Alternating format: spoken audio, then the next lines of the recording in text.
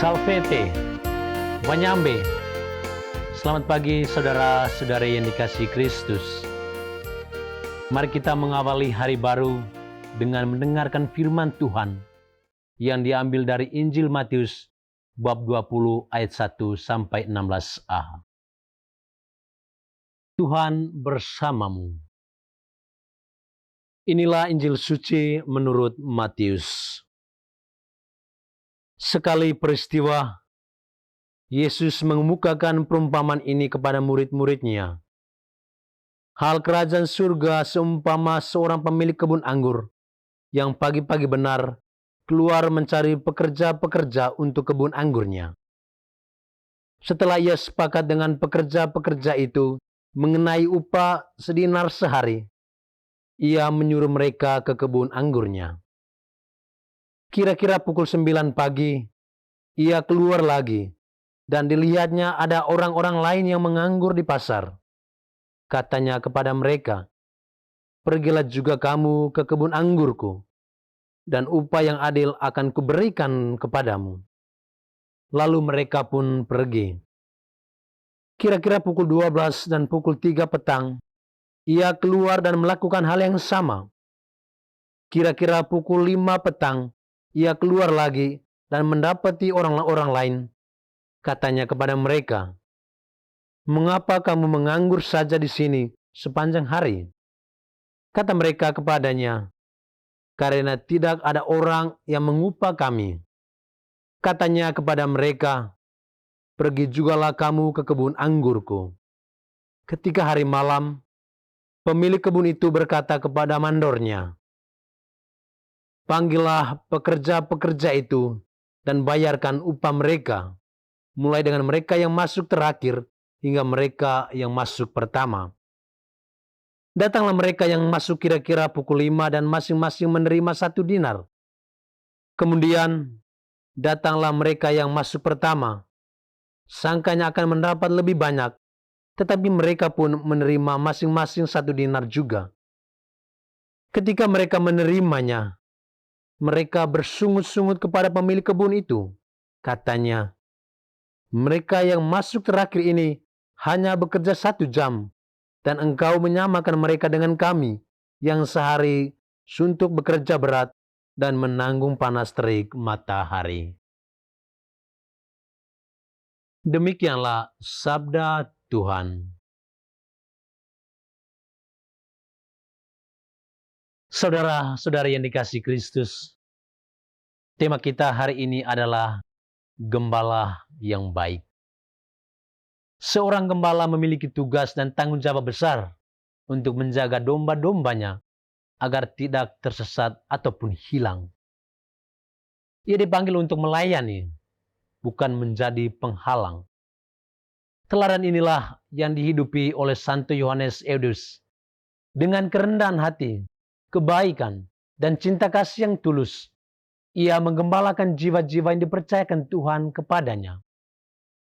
Santo Yohanes Eudes menunjukkan baktinya melalui devosi kepada hati kudus Yesus dan hati murni Maria, serta mendedikasikan hidupnya untuk mendirikan seminari dan komunitas religius guna membina para calon imam. Ini tentunya menjadi cerminan pelayanan yang tekun bekerja di kebun anggur Tuhan. Dalam Injil hari ini, Yesus melukiskan kemurahan hati Allah melalui perumpamaan seorang pemilik kebun anggur. Kebun anggur menggambarkan kerajaan surga. Pemiliknya adalah Allah, dan para pekerja adalah orang-orang percaya. Allah tanpa henti memanggil dan mencari siapa saja, termasuk orang-orang berdosa, untuk terlibat aktif dalam karya keselamatannya. Namun, sistem upah dalam kerajaan Allah sangat berbeda dengan kalkulasi manusia. Semua pekerja menerima upah yang sama, yaitu 1 dinar. Bagi sebagian pekerja yang merasa telah bekerja lebih lama, hal ini tentunya tampak tidak adil, sehingga memicu keraguan dan rasa cemburu. Mereka merasa lebih berhak atas perlakuan spesial. Kadangkala kemurahan hati Allah memang memancing iri hati. Kita kerap merasa telah berjasa banyak dan bekerja keras bagi Tuhan, lalu cemburu ketika melihat orang baru mendapatkan kasih dan rahmat yang sama. Menanggapi hal itu, pemilik kebun anggur berkata, "Tidakkah aku bebas mempergunakan milikku menurut kehendak hatiku? Atau iri hatikah engkau karena aku murah hati?"